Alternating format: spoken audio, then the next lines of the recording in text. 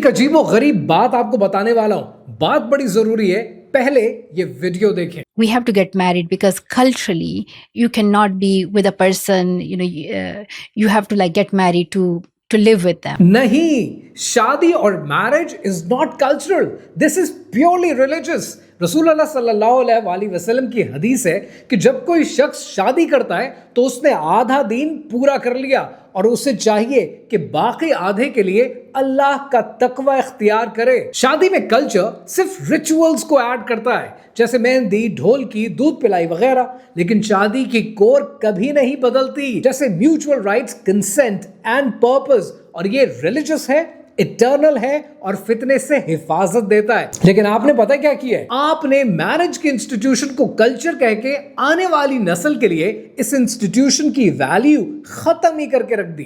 رسول اللہ صلی اللہ علیہ وآلہ وسلم کا ارشاد ہے، نکاح میری سنت ہے اور جو میری سنت سے منہ موڑے وہ مجھ سے نہیں۔ اب آپ کو سمجھ میں آیا کہ کلچر بدلتا ہے لیکن اللہ سبحانہ و تعالیٰ کا احکام کبھی نہیں بدلتا، پر یہ بات تو آپ کسی کو کبھی بتائیں گی نہیں۔ اب ذرا یہ سنیں۔ This has been an institution that has given less to women through history and across the globe. کہاں سے لاتی ہیں آپ یہ ڈیٹا؟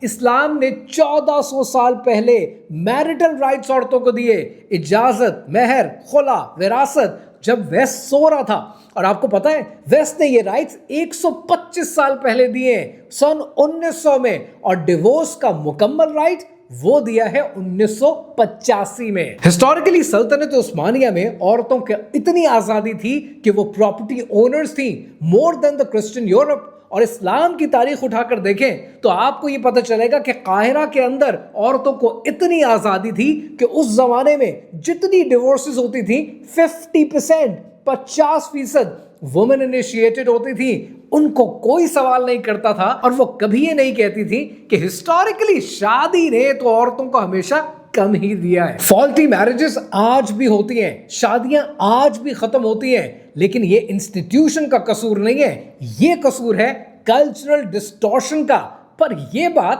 آپ کبھی بتائیں گی ہی نہیں۔